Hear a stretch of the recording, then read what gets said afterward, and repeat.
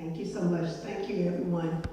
I'm Chauna Banks. I'm Councilwoman for District 2, and basically the community that I represent is majority Scotlandville, or even the other areas that are stakeholders of Scotlandville. Give you a little background. When I speak of Scotlandville, I'm speaking from as a third generation resident of Scotlandville with great grandparents back from 1930. I still live in Scotlandville. I raised my son in Scotlandville. So when it comes to Scotlandville, what I found is a lot of time I'm dealing with transplants who are dealing with a situation that without you knowing the background and the depths of it, you can't really implement. So from a historical point of view, and some of you all, like Hillary would know about and some others, Angela, the relationship between Scotlandville and Southern University has been rigid. A lot of the rigidness has come from a time where we had a community, middle class, mostly persons that work in the plant industry. Many of the women were domestics for other families. However, we end up with this blessing called Southern University. And HBCU, where persons from all over Louisiana came here, and even those that used to go to Leland, and they moved in our first subdivision, which is Southern Heights. And that is where we end up with those economic class clashes, where the more education you have, the more you think you know. And so one of the reasons historically that Scotlandville is not its city is because of those kind of clashes, where people who were affiliated with Southern University sold us out to other folks. We had the tax revenues because we had parish prison, we had all the Exxon, which wasn't Exxon then, whatever. My concern is that we not repeat that same history. So in 2015, well, I became a councilwoman in 2013. But in 2015 is when I began to work with other just normal people, normal community people who cared about Southern University and had to tell the story of how the deficits in Scotlandville did not happen because of the people in Scotlandville. It happened because of government. It happened because of the federal government that made I-10, that brought I-10 north and killed our entire corridor along 61 and 19. That's what killed Scotlandville, not its residents. It killed us also from the federal level when the FAA expanded Ryan Airport and took 3 of our middle class subdivisions with no reciprocity. So the persons who live in Scotlandville had to move to other areas because there were no housings comparable to what they had in those 3 middle class subdivisions.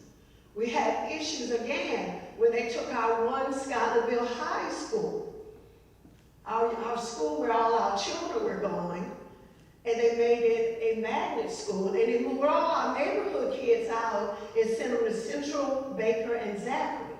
Well, that meant families had to move in those areas so they couldn't be with their children. That's not our fault.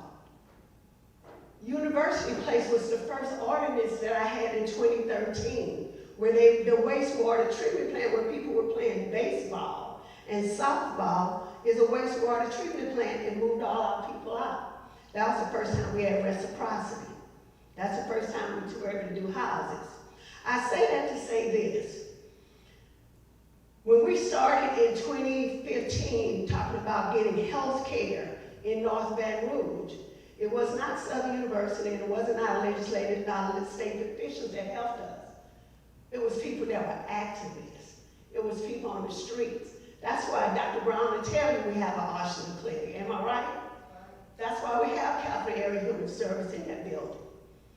And when I finish telling y'all, I'm telling y'all because you should not despise small beginnings. And if you're going to say you're having a relationship between a university and a community, then we're supposed to have one of them little aisles that said, what they call a gift giving what? What was that? What is that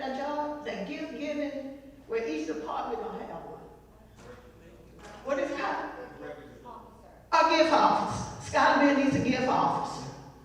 It was Scotlandville that made sure we had a $30 million zoo in Greenwood Park that we working with the Southern University Agriculture Department. That's jobs. That's making sure that those that are getting these degrees have someone to work in veterinary medicine. I have a $25 million in the project not on there. You know why it's not on there? I am the visionary behind a $25 million mega shelter that's going to be on the Southern University property. Because of politics, $25 million. There's only one mega shelter. It's in Alexandria. But all of y'all know that whenever we have an issue, where do the people drop? Right here in Baton Rouge. That's the economic development from the community. I just went to Ghana with Dr. Andrews. Their whole campus has how many students? 80,000. How many? 80,000 students. They have a whole community that's doing the same thing. We have a planner, we have a gift, but when you talk about a grocery store, we got 3 black brothers working on a grocery store. If they've been working on it, padded up in 2019, in 1994, started working with the Center for Social Resource on the grocery store. I bet you none of this money from Southern University is going to help the people that's been doing the work get a grocery store. I have Al Heller, and Al is my cousin, and everything I'm saying, me and him we talked about. He's on this, I have him on the Scotlandville Grocery Access Committee, and he made a meeting on Senate representative. Am I lying, bro? That's my cousin, so I can say that. Residential investment. Tevin Wade is not here. Student housing is all he putting his money in. Not one federal grant is helping him. Not one. That Scotlandville script y'all just talked about, with the movie on, that's the first person did a grant for the Scotlandville Plaza.